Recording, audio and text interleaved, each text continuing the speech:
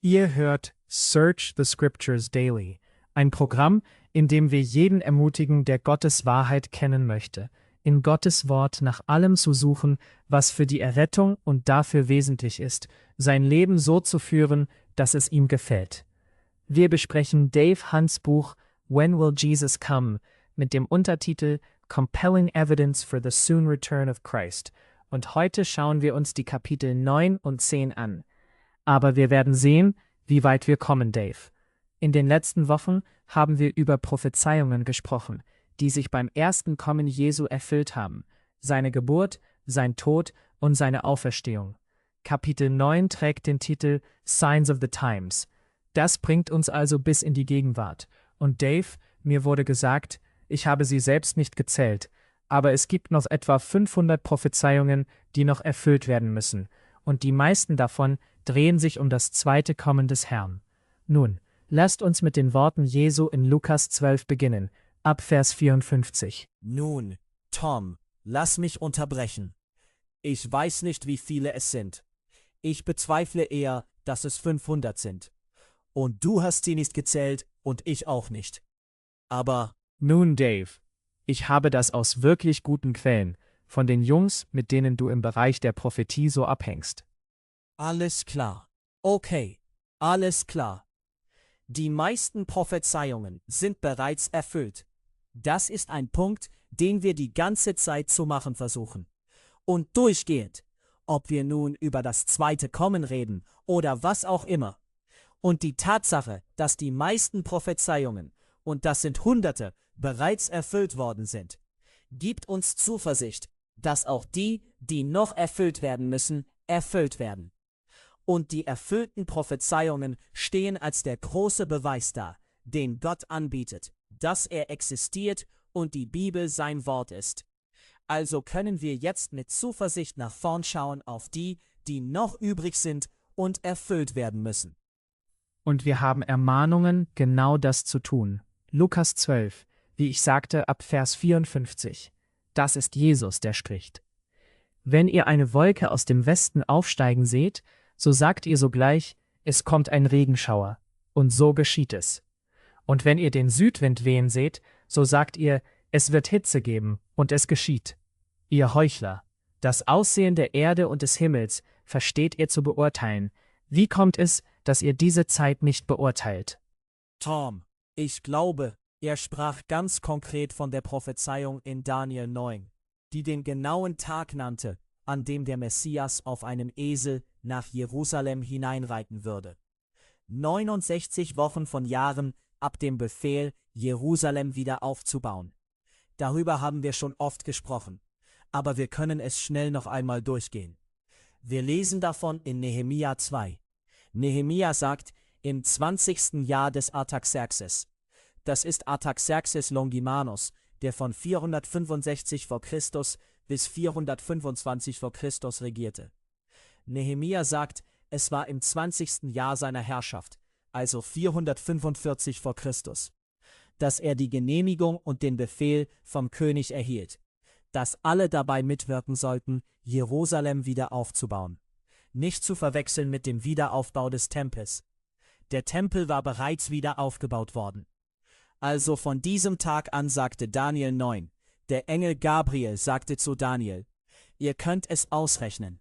Nicht, dass Daniel dann noch da wäre, aber die, die Daniel lesen, könnten es ausrechnen. Entweder vorausschauend oder rückblickend jetzt. 483 Jahre, 69 Wochen von Jahren. Von diesem Tag, Nisan 1, 445 v. Chr., bis der Messias auf einem Esel nach Jerusalem hineinreiten würde. Genau wie Zacharia es sagte, von den Töchtern Jerusalems bejubelt und so weiter. Also ich denke, das ist es, was Christus sagt. Was ist los mit euch Leuten? Es steht doch alles genau da in eurem Gesetz. Ihr seid fast bei dem Tag. Ihr habt nur noch ein paar Tage und ihr wisst es nicht einmal. Und das ist heute ein Problem, weil wir natürlich diese Prophezeiung heute auf eine andere Weise verwenden. Ich sage oft, wie viele Kandidaten habt ihr für den Messias? Wie viele Männer sind am 6. April 32 nach Christus auf einem Esel nach Jerusalem hineingeritten? Und wie viele sind auf einem Esel hineingeritten, wurden als der Messias bejubelt und 4 Tage später werden sie gekreuzigt. Komm schon. Wie viele Kandidaten habt ihr? Da gibt's sonst niemanden, okay? Also sagt Jesus, ihr könnt das Wetter erkennen, die Zeichen am Himmel und so weiter.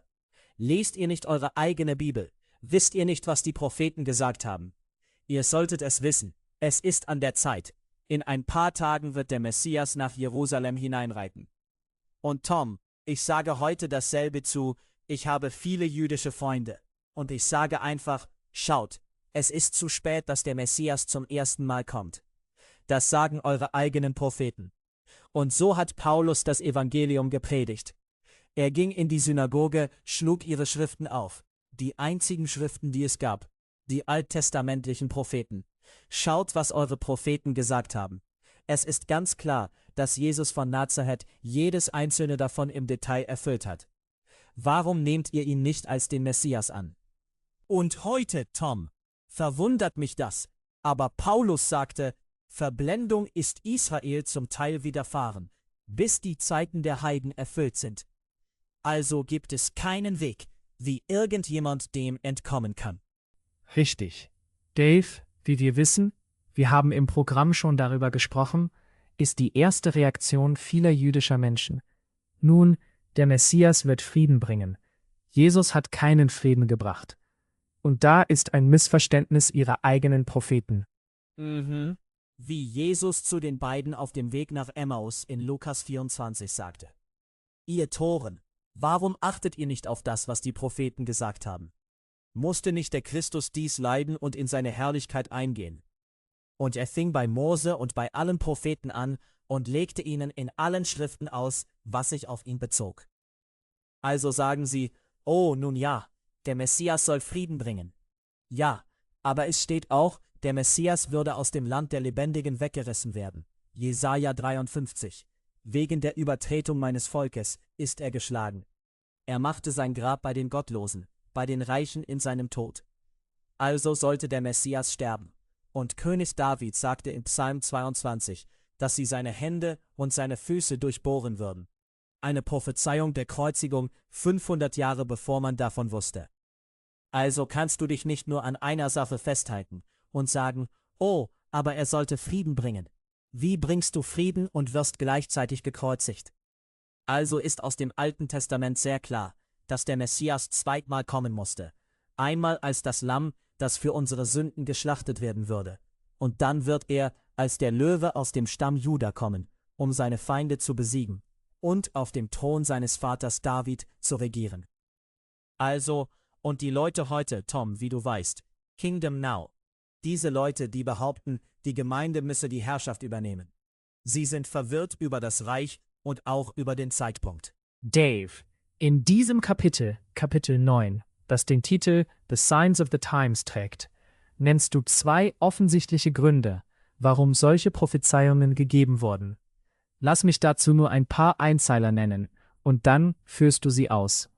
Gott hat das Interesse, sagst du, an seinen Geschöpfen nicht verloren, und er hat auch nicht die Kontrolle über die Geschichte aufgegeben. Das ist einer der Werte der Prophetie. Der andere ist, dass es keinen Zweifel an der Identität des Messias gibt, als den der Antichrist versuchen wird, sich tauschend auszugeben. Das sind wirklich 2 Themen, über die wir manchmal nicht nachdenken. Ja, natürlich gibt uns die Bibel die konkreten Mittel, den Messias zu identifizieren, wenn er kommt. Wie du sagst, das ist einer der Vorteile der Prophetie, einer ihrer Zwecke. Sonst, woher wüssten wir es? Es gab viele Menschen, die behauptet haben, der Messias zu sein. Viele jüdische Männer, die behauptet haben, der Messias zu sein. Bar Kochba zum Beispiel, 130 nach Christus, führte einen Aufstand gegen die Römer an. Er behauptete, der Messias zu sein. Es gab etliche davor. Da war der Rebbe. War nicht der Rebbe in der, wie hieß diese jüdische Gruppe in New York? Oh, du meinst den Rebbe. Der Grund, warum sie ihn den Rebbe nennen, Menachem Schneerson, Rabbi Menachem Schneerson. Ja, sie dachten, er sei der Messias. Sie waren sicher, dass er, als er starb, von den Toten auferweckt würde, was nicht geschah. Und sie bauten dort drüben so ein Brownstone-Gebäude wie das er in Brooklyn hatte. Sie bauten auch eines in Israel für ihn.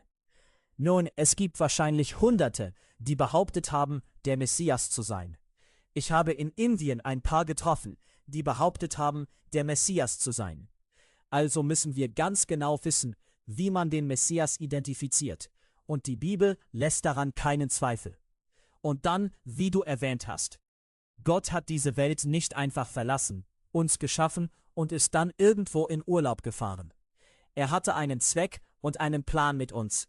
Und der Hauptteil davon ist, uns zu erlösen, weil wir Sünder sind, wir sind Rebellen und er wird uns wieder in Gemeinschaft mit sich selbst bringen.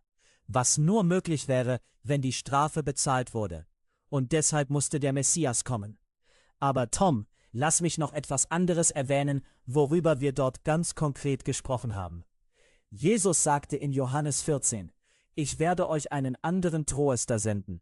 Er sagte, ich gehe weg, ich werde euch einen anderen Tröster senden, den Geist der Wahrheit und so weiter. Siehst du, es gibt keine Prophezeiungen für Mohammed, keine Prophezeiungen für Buddha, keine Prophezeiungen für irgendjemanden außer Jesus. Und es gibt hunderte konkreter Prophezeiungen für Jesus. Nun wollen die Muslime dabei nicht außen vor bleiben.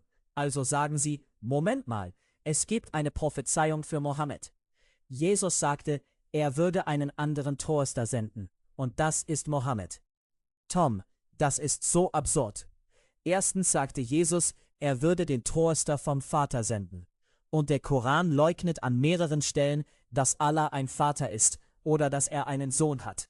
Okay? Außerdem sagte Jesus, er ist bei euch und wird in euch sein. Das ist 550 Jahre bevor Mohammed geboren wurde. Und Jesus sagte, der Tröster ist schon bei euch und er wird in euch sein. Außerdem sandte er diesen Tröster, um innezuwohnen. Da begann er, in den Jüngern zu sein, am Pfingsttag. Also, die Bibel ist narrensicher, Tom. Ich liebe die Bibel einfach. Du kannst ihr nicht entkommen. Es gibt keinen Weg, wie du das irgendwie zurechtbiegen und es das sagen lassen kannst, was Gott nicht gesagt hat. Dave, wenn du über die Verwirrung, eigentlich Verblendung, beim ersten Kommen Christi sprichst, du weißt schon, als Jesus eigentlich sprach er über die religiöse Gruppe im Hinblick darauf, Heuchler zu sein. Aber wie du sagtest, können wir das auf jede Gruppe anwenden, die der klaren Lehre der Schrift ausweicht. Du hast Mohammed und Konfuzius erwähnt und heilige Bücher, denen jede Art prophetischer Lehre fehlt, und so weiter.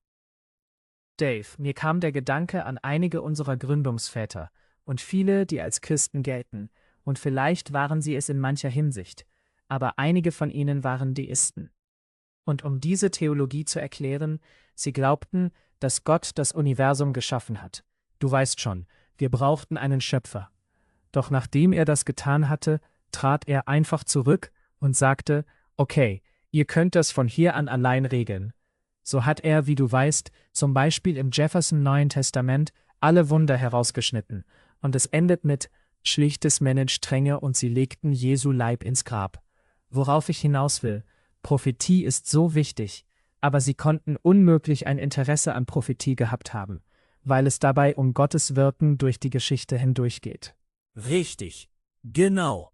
Nun, der andere Aspekt der Prophetie, und du hast ihn vorhin angedeutet, ist, dass sie vielleicht das kraftvollste Mittel bietet, Ungläubige zu überzeugen und sie Jesus vorzustellen. Richtig?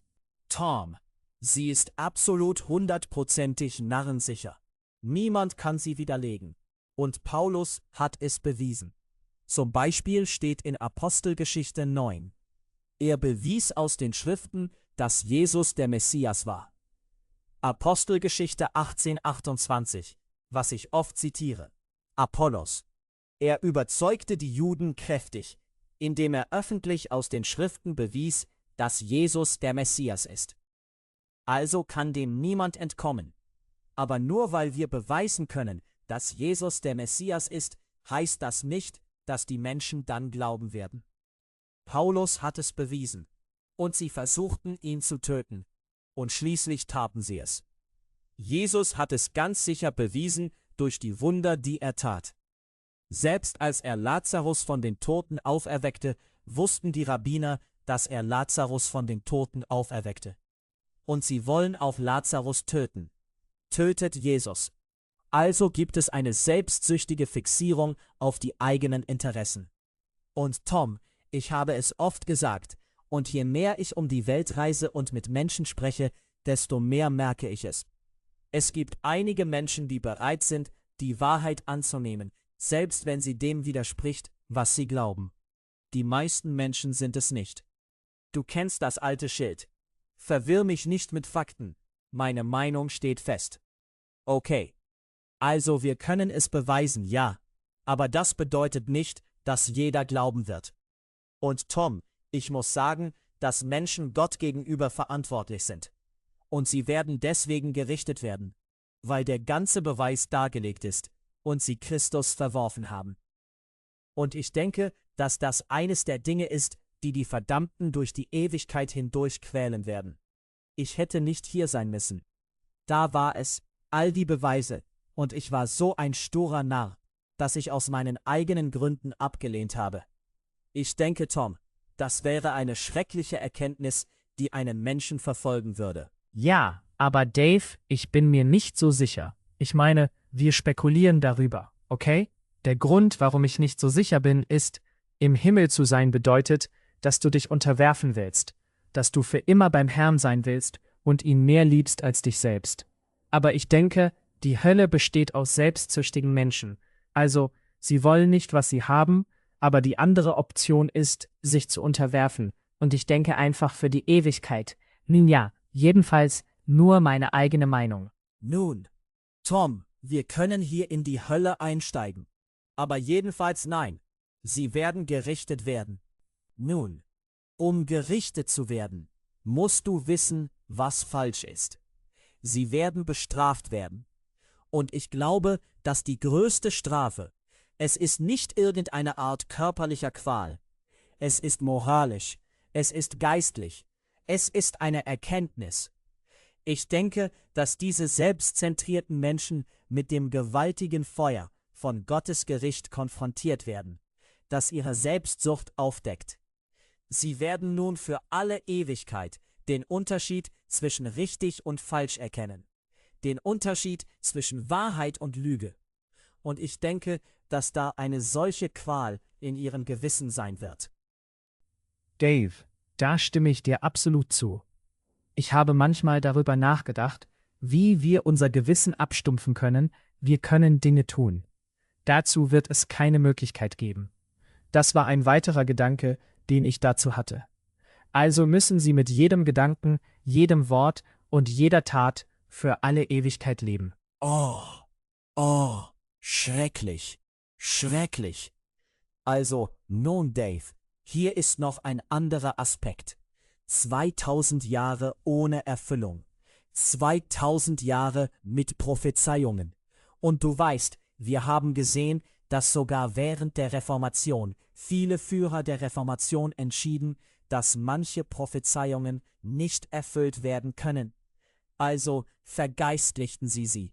So bekamen wir die Ersatztheologie. Aber 2000 Jahre. Warum sollte irgendjemand sein baldiges Kommen erwarten? Nun, Tom, eine Reihe von Gründen. Erstens sind 2000 Jahre eine lange Zeit in unserem Kalender, aber schließlich hat es 4000 Jahre gedauert, bis Christus kam, nicht wahr? Von der Zeit, als Adam geschaffen wurde, bis zum Kommen des Messias. Die Prophezeiung in 1. Mose 3,15. Richtig. Es dauerte 4000 Jahre, bis das erfüllt wurde. Also sind weitere 2000 nicht so viel. Nach unseren Maßstäben ist es eine lange Zeit, aber nach Gottes Maßstäben, verglichen mit der Ewigkeit, ist es überhaupt nicht lang. Außerdem gab es Ereignisse, die prophezeit waren und die sich einfügen mussten.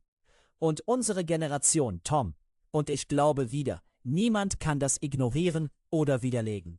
Nun, du kannst versuchen, es zu ignorieren, aber du kannst es nicht. Wir haben heute Zeichen auf der Erde, die niemand jemals hatte. Israel ist in sein Land zurückgebracht worden. Ich denke an Jeremia 23, 7 und 8. Dort steht: Es kommt der Tag, da wird man nicht mehr sagen, so wahr der Herr lebt, der sein Volk aus dem Land Ägypten herausgeführt hat, sondern so wahr der Herr lebt, der sein Volk aus allen Nationen, in die er sie zerstreut hatte, zurückgebracht hat. Sie sind aus mehr als 100 Nationen nach Israel zurückgekommen. Das ist in der Geschichte noch nie passiert. Israel ist von Feinden umgeben, die alle gegen sie sind, vereint gegen sie. Das ist in der Geschichte noch nie passiert. Sacharja 12,2 sagte, dass sie es sein würden. Alle Nachbarn würden in einer Belagerung sein. Das Land ist von der Welt geteilt worden. UN-Resolution 181, 29. November 1947. Das nennt man die Teilung des Landes. Gott sagte: Ich werde die Nationen dafür bestrafen, dass sie mein Land teilen. Du hast die Technologie, meine Güte, GPS. Der Antichrist kann jeden überall verfolgen. Du kannst nicht kaufen oder verkaufen ohne eine Nummer. Wer hätte sich das vorstellen können?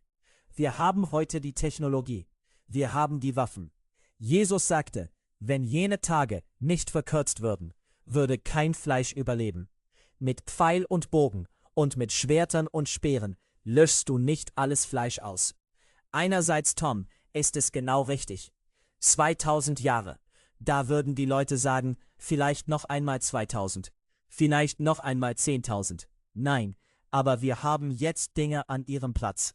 Dieser Tatsache kann man nicht entkommen.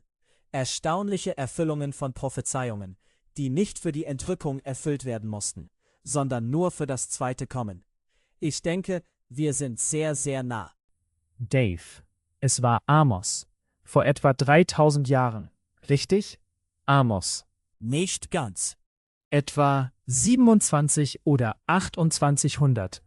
Mein Punkt ist, dass er sagte, dass die Juden ins Land zurückgebracht würden und nie wieder herausgerissen würden.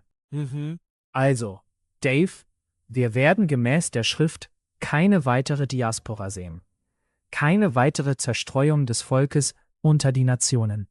Das wird nicht noch einmal passieren. Und so kann es nicht sehr lange weitergehen. Irgendetwas muss passieren. Oh, natürlich. Hesekiel sagte dasselbe in den Kapiteln 35, 36, 37. Gott sagte, ich werde euch am Ende mehr segnen als am Anfang. Jeremia 31 sagt, die Stadt wird wieder aufgebaut werden und sie wird nie wieder zerstört werden. Nun, du hast gerade jetzt so viel, das vor sich geht, das versucht wirklich rückgängig zu machen, was Gott getan hat. Diese Menschen wieder aus dem Land herauszunehmen. Mohammed sagte, jeder Jude muss getötet werden. Und du weißt, oh meine Güte, wir zitieren die Aussagen führender Araber, dass sie Israel vernichten werden. Irgendetwas wird hier brechen. Und ich denke, wir haben nicht mehr viel Zeit.